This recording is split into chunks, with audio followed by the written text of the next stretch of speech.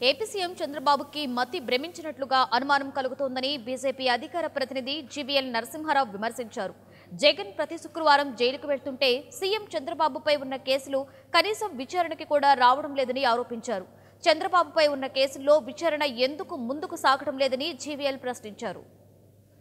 BJP అక్కడ ప్రతిపక్ష నాయకుడు మరి మీ పైన ఉన్నటువంటి అనేక కేసులు ఇంతవరకు హీరింగ్ నోచుకోలేదు కదా.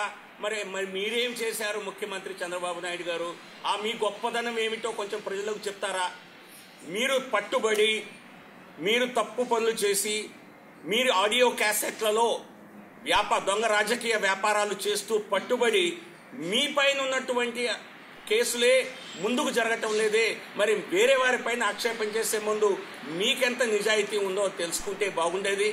రాష్ట్ర ప్రభుత్వమే మనకు ప్రత్యేక హైకోర్టు కావాలి అని అన్నీ అడిగింది కదా. మీరెప్పుడు మాకు అక్కర్లేదని చెప్పలేదు కదా. చెప్పే అవకాశం లేదు, మీరు చెప్పలేదు. ఈ రోజున ఏదో ఒక రకంగా తప్పుడు రాజకీయాలు చేయాలనుకోవటం. ఆయన కనీసం ప్రతి శుక్రవారం కోర్టుకు వెళ్తున్నాడు. మరి మీరే కోర్టు గడప దొక్కలేదే. మీ పైన కేసులన్నీ ఎందుకు నడవటం లేదు అన్న అనుమానం ప్రజల్లో కలగట్లేదా? మీరు ఈ పాటికి కేసులు నడుచుంటే మీరు ఎక్కడ ఉండేవారు? మీరు ముఖ్యమంత్రిగా కొనసాగే అవకాశం ఉండేదా? మీరు కూడా ఆయన వెళ్ళిన స్థానానికే వెళ్ళి ఉండేవారా జైలుకి? ఇవన్నీ ప్రజలకు తెలుసు. కాబట్టి చిన్నపిల్లలు అనుకోవద్దు ప్రజల్ని. మీపై ఉన్న అభియోగాలు, మీపై ఉన్న కేసులు అసలు కనీసం హీరింగ్ కూడా రావు. ప్రతిపక్ష నేత మాత్రం వారం రోజుల్లో ప్రభుత్వం తరఫున ఫలి నారిమన్, అందరికీ దేశంలో న్యాయ శాఖతో సంబంధం ఉన్న న్యాయ వ్యవస్థతో సంబంధం ఉన్నవారే అందరికీ తెలుసు. ఫలి ఎస్ నారిమన్ దేశంలోనే చాలా పేరు పొందినటువంటి ఒక న్యాయవాది. ఆయన సుప్రీంకోర్టులో చెప్పిన మాటలివి. సుప్రీంకోర్టు ఆర్డర్ నుంచి నేను చదువుతున్నాను.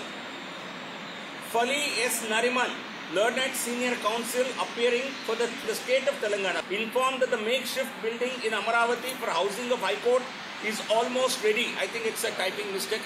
I think he was representing Andhra Pradesh.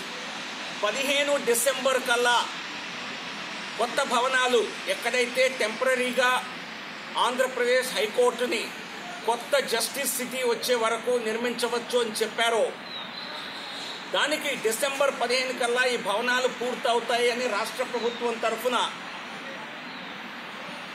న్యాయవాది చెప్పడం జరిగింది కోర్టుకి. అక్టోబర్ 29 ఆర్డర్ కొద్ది రోజుల ముందుగా. అలాగే 27/12/2017 అంటే దాదాపుగా సంవత్సరం, ఎగ్జాక్ట్గా ఒక సంవత్సరం క్రితం హైకోర్టు, మన కంబైన్డ్ హైకోర్టు ఏదైతే ఉందో హైదరాబాద్లో, ఆ హైకోర్టు వారు అఫిడవిట్ ఫైల్ చేశారు సుప్రీంకోర్టులో.